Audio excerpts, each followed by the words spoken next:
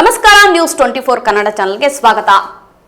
ಕಲಬುರಗಿ ಉಸ್ತುವಾರಿ ಸಚಿವ ಪ್ರಿಯಾಂಕ್ ಖರ್ಗೆ ಅವರಿಗೆ ತಿರುಗೇಟು ಕೊಟ್ಟ ಕಲಬುರಗಿ ಜೆಡಿಎಸ್ ಜಿಲ್ಲಾಧ್ಯಕ್ಷ ಬಾಲರಾಜ್ ಗುತ್ತೇದಾರ್. ಇಲ್ಲ, ಯಾವ ಪಾರ್ಟಿಯಿಂದ ಅಂತ ಅವ್ರಿಗೆ ಈಗ ನಿನ್ನೆ ಲೀಸ್ ಅಂತ ಹೇಳಿದ್ರು.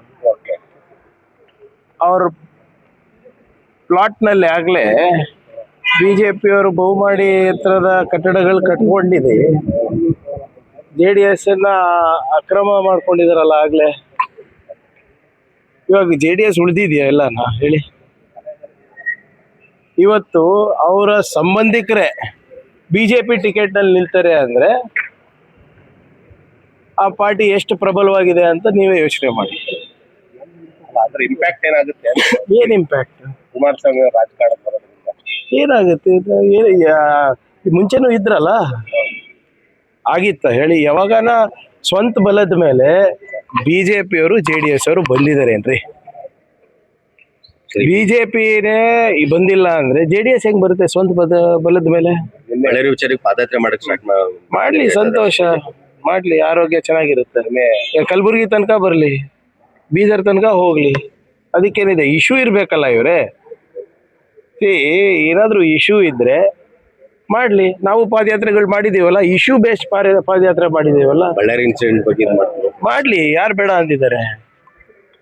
ಪಾದಯಾತ್ರೆ ಮಾಡ್ಲಿ, ಆದ್ರೆ ಜನನೂ ಒಪ್ಬೇಕಲ್ಲ. ನಾವು ಪಾದಯಾತ್ರೆ ಮಾಡಿದಾಗ ಜನರ ಪರವಾಗಿ ಮಾಡಿದ್ವಿ.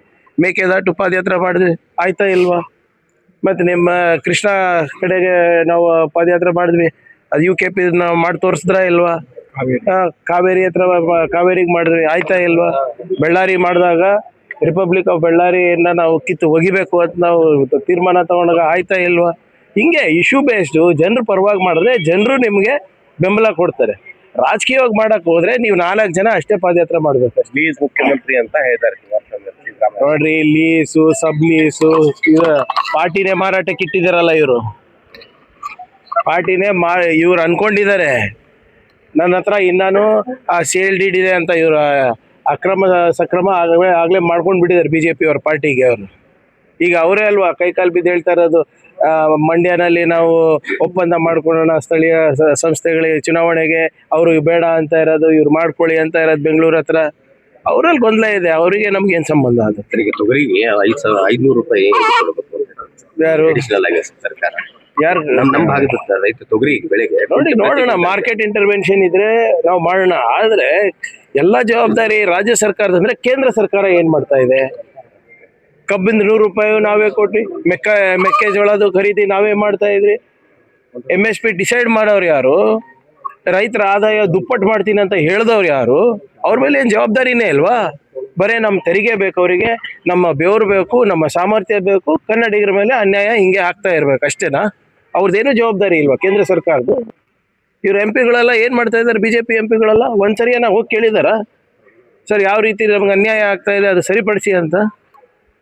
ಟ್ವೀಟ್ ವಾರ್ ಕೂಡ ಆರಂಭ ಆಗಿತ್ತು ಸರ್. JDS ಮತ್ತೆ ಕಾಂಗ್ರೆಸ್ ಕುಮಾರಸ್ವಾಮಿ ಅವರ ಕಂಬ್ಯಾಕ್ ಸಂಬಂಧ ಮಾಡಿ ನೋಡಿ.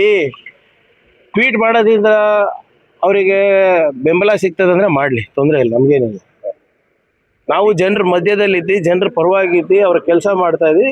ಜನರು ಮತ್ತೊಮ್ಮೆ ನಮಗೆ ಆಶೀರ್ವಾದ ಮಾಡೋದು.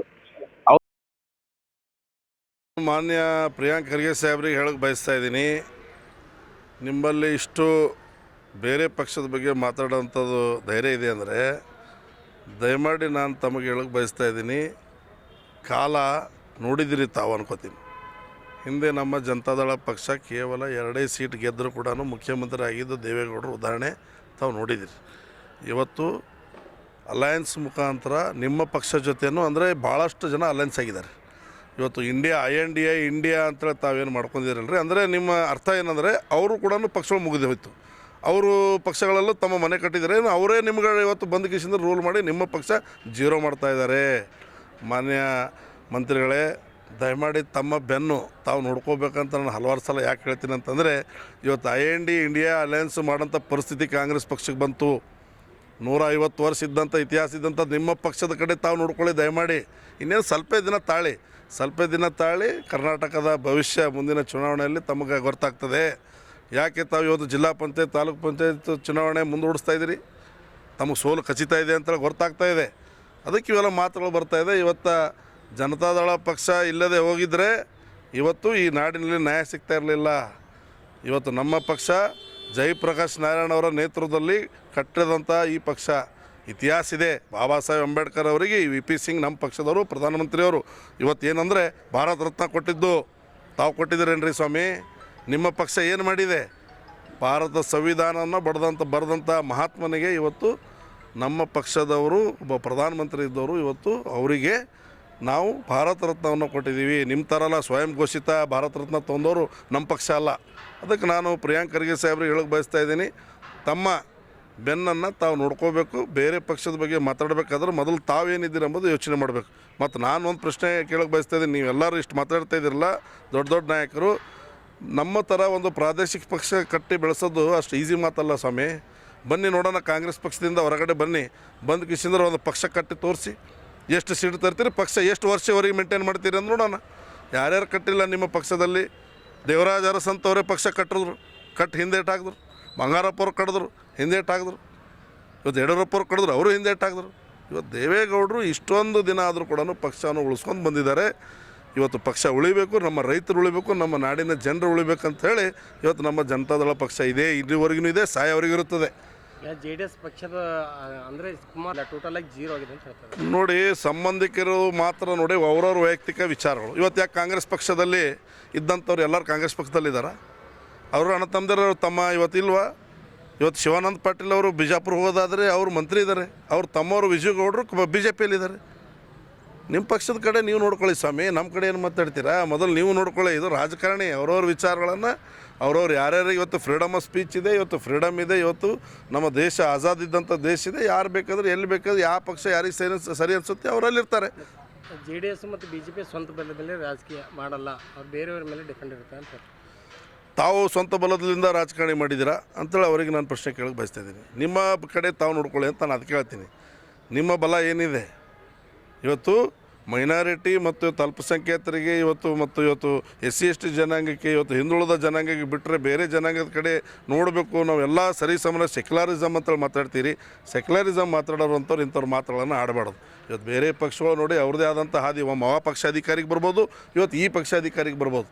ಸರಿ ಸಮಾನವಾಗಿ ನಿಮ್ಮ ಡೆವಲಪ್ಮೆಂಟ್ಗಳ ಬಗ್ಗೆ ಮಾತಾಡ್ರಿ. ಬೇರೆ ವಿಚಾರಗಳನ್ನು ಡೈವರ್ಟ್ ಮಾಡಿ ಜನರ ದಾರಿ ತಪ್ಪಿಸೋಂಥ ಕೆಲಸ ಮಾಡ್ತಾಯಿದ್ದೀರಿ. ಮಾಧ್ಯಮದವ್ರಿಗೂ ಕೂಡ ದಾರಿ ತಪ್ಪಿಸೋಂಥ ಕೆಲಸ ಮಾಡ್ತಾಯಿದ್ದೀರಿ. ಆ ಪಕ್ಷ ಈ ಪಕ್ಷ ಮಾತಾಡೋದ್ರ ಬದಲಾಗಿ ನಿಮ್ಮ ಇಲಾಖೆಗಳಲ್ಲಿ ತಾವು ಏನು ಸಾಧನೆ ಮಾಡಿದಿರಿ? ನಿಮ್ಮ ಜಿಲ್ಲೆಯಲ್ಲಿ ಇವತ್ತು ಉಸ್ತುವಾರಿ ಮಂತ್ರಿ ಇದ್ದೀರಿ, ಇಲ್ಲಿ ಎಷ್ಟು KDP ಮೀಟಿಂಗ್ಗಳನ್ನು ಮಾಡಿದಿರಿ? ಇಲ್ಲಿ ಏನು ಪ್ರೋಗ್ರೆಸ್ ಮಾಡಿದಿರಿ? KRDL ಮುಖಾಂತರ ಎಷ್ಟು ಹಗರಣಗಳಾಗಿದೆ? ಅದಕ್ಕೆ ಥರ್ಡ್ ಪಾರ್ಟಿ ರಚನೆ ಮಾಡೋದಿಲ್ಲ. ಇದ್ರ ಬಗ್ಗೆ ಮಾತುಗಳಿದೆ ಏನ್ರಿ ನಿಮ್ಮ ಹತ್ರ? ಇದ್ರ ಬಗ್ಗೆ ತಾವು ಮಾತಾಡಿ ದಯಮಾಡಿ ಅಂತೇಳಿ ನಾನು ತಮ್ಮ ಮಾಧ್ಯಮ ಮೂಲಕ ಹೇಳಲು ಬಯಸ್ತಾ ಇದ್ದೀನಿ.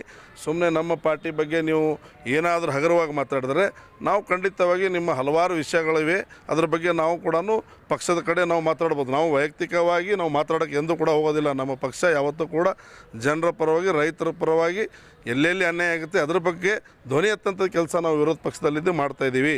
ನೀವು ಇದ್ರ ಬಗ್ಗೆ JDS ಪಕ್ಷದ ಮುಳುಗೋಗಿದೆ, ಅಲ್ಲಿ BJP ಪಾರ್ಟಿ ಮನೆ ಕಟ್ಟಿದೆ ಅಂದರೆ ನಿಮಗೂ ಕೂಡ ಪಕ್ಷ ಪರ ಮುಳುಗ್ತಾ ಇದೆ. ಬರೀ ಕೇವಲ 3 ರಾಜ್ಯ ಉಳಿದಿದೆ. 150 ವರ್ಷ ಇದ್ದಂಥ ಪಕ್ಷ ಎಲ್ಲಿದೆ ರೀ ಇತಿಹಾಸ ನಿಮ್ಮದು? ಇವತ್ತು IND ಇಂಡಿಯಾದವ್ರದ್ದು ಡಿಪೆಂಡ್ ಆಗಿದ್ದೀರಿ ನೀವು. ಅವರು ನಿಮ್ಮ ಮನೆಯಲ್ಲಿ ನಿಮ್ಮ ಜಾಗಗಳಲ್ಲಿ ಮನೆ ಕಟ್ಟಿದ್ದಾರೆ. ಇವತ್ತು ನೀವು ಮುಳುಗಡೆ ಹೋಗಿದ್ದೀರಿ. IND ಅಲಯನ್ಸ್ ಮುಂದಾಗಿದೆ, ನೀವು 0 ಆಗ್ತೀರಿ ಮುಂದಿನ ದಿನಮಾನದಲ್ಲಿ ಅಂತೇಳಿ ನಾನು ಹೇಳಕ್ಕೆ ಬಯಸ್ತಾ ಇದ್ದೀನಿ. ಅಲಯನ್ಸ್ ಆಗ್ತಾ ಇದ್ದಾರೆ JDS ಅವರು ಅಂತ ಹೇಳ್ತಾರೆ. ಅಲಯನ್ಸ್ ಪ್ರಶ್ನೆ ನಮ್ಮ ಹೈಕಮಾಂಡದವರು ತೊಗೊಂಡಂಥ ತೀರ್ಪು. ಇವ್ರ ಪಕ್ಷದ ಕಡೆನೂ ಅಲ್ಲ, ಮೊನ್ನೆ ತಾನೇ ಚುನಾವಣೆ ಇದು, ಬಿಹಾರ್ ಚುನಾವಣೆ ಅಲಯನ್ಸ್ ಮಾಡಿಲ್ವಾ ನೀವು? ಎಷ್ಟು ಸೀಟ್ ಬಂದಿರಿ? ಸಿಂಗಲ್ ಡಿಜಿಟ್ ಕಾಂಗ್ರೆಸ್ ಪಕ್ಷ.